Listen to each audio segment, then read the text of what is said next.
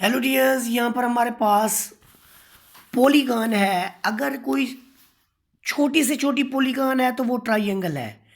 ये एक ऐसी थ्री साइडेड क्लोज्ड पॉलीगॉन है जिसकी थ्री साइड्स होंगी, और यानी थ्री साइड्स का मतलब है थ्री एजेस होंगी और उसके थ्री वर्टेक्स होंगे। वो सादा बंद शक्ल जो तीन या तीन से ज़्यादा अजला पर मुश्तमिल पॉलीगॉन कहलाती है। तो मिनिमम जो पॉलीगॉन होगी उसकी तीन साइड्स होंगी।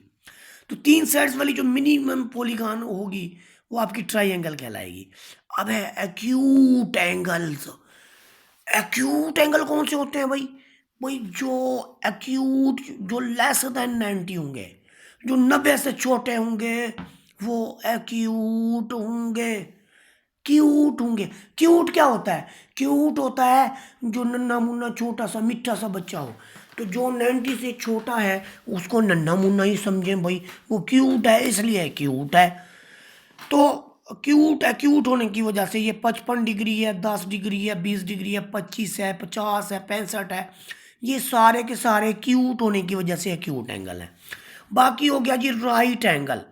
तो राइट एंगल 90 डिग्री का एंगल होता है, जो स्टैंड बाई होता है। जो स्टैंड बाई होगा अपने मुद्दे पे वो राइट हुआ, तो ये राइट एंगल ट्राइंगल है जी। यानी अगर हम कोई इस तरह का कोई एक प्लस का साइन बना देते हैं तो ये भी राइट है, ये भी राइट है, ये भी राइट है, ये भी राइट है।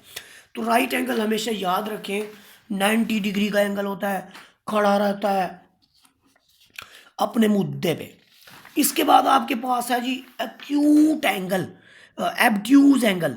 एब्ट्यूज आपको पता है थोड़ा मगरूर होता है, वो झुकता नहीं बल्कि यूं हो जाता है। ये जो ग्रेटर देन 90 होगा वो आपके पास होगा एब्ट्यूज एंगल। ये एक्यूट का रेसिप्रोकल समझ लें आप इसको। एक्यूट होता है जो लेस देन 90 हो, और एब्ट्यूज अकड़ा हुआ जो उससे ग्रेटर देन 90 हो। यानी वो छोटा भाई था, क्यूट था, अब ये एब्ट्यूज है। तो यूं समझे भी अब्यूज है, ये बड़ा हो गया है तो नखरे करता है आगे से। फिर उसके बाद स्ट्रेट एंगल है। स्ट्रेट एंगल का मतलब क्या होता है कि भाई जैसे एक स्ट्रेट पाथ है, आप जो है ना उस पाथ से उतर जाते हैं। वैसे तो आपने सीधा जाना था, तो आप किसी वे से उतर जाते हैं आगे, यूं समझेंगे पुल बन रही है, आप इधर से होके वापस उसी पे आ जाते हैं। That is called straight angle. और स्ट्रेट एंगल हमेशा 180 डिग्री का होता है। इसके बाद आपके पास है जी रिफ्लेक्सिव एंगल। रिफ्लेक्सिव एंगल वो होता है कि जो आपका यहां से स्टार्ट हो, तो वो ऐसा होता है जो 180 से बड़ा। यानी यहाँ स्ट्रेट एंगल आपकी ये स्ट्रेट लाइन है, तो यहाँ से स्टार्ट हुआ वापस उस स्ट्रेट लाइन से भी गुजर गया।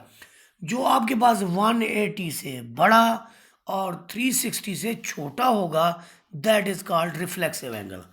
अब रिफ्लेक्सिव एंगल के बाद हम मजीद बात करेंगे कंप्लीट एंगल की। कंप्लीट एंगल ना समझें आप इसको, आप इसको कंप्लीट सर्कल समझें। यानी इस कंप्लीट सर्कल किस हवाले से कि ये यहीं से ही स्टार्ट होता है। ये देखिए यहाँ जीरो है, यहीं से स्टार्ट होगा एक पूरा सर्कल पूरा करने के बाद फिर वहीं पे एंडिंग होगी इसकी। दिस इज कॉल्ड 360 डिग्री, और पूरा सर्कल 360 डिग्री का होता है, इसलिए इसको कंप्लीट एंगल कहते हैं। अब देखो ना, कंप्लीट तो हुआ पूरा एक चक्कर, जितने दी खोती उथे आखल होती, यानी जहां से निकला वहीं पे आ गया। कंप्लीमेंट्री एंगल्स क्या होते हैं?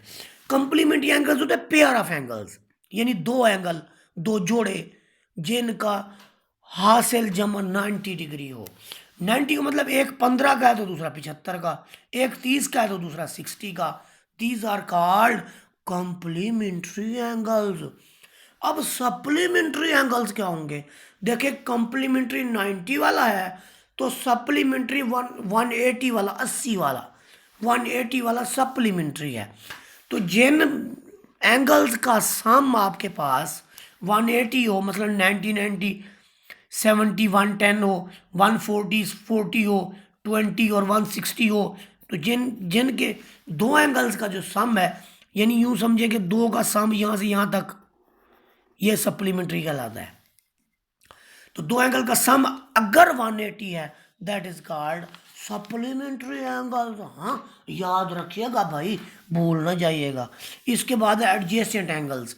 एंगल्स में एडजेसेंट एंगल्स कौन सा होगा, जैसे कि एक कॉमन वर्टेक्स हो जे और एक कॉमन आर्म हो, तो एक एंगल ये बना और एक ये बना, तो ये कॉमन आर्म के अपोजिट साइड पे हूँ, इधर और इधर तीन बातें हैं, कॉमन वर्टेक्स, कॉमन आर्म, और ये तीनों दोनों आप अपोजिट साइड पे हूँ।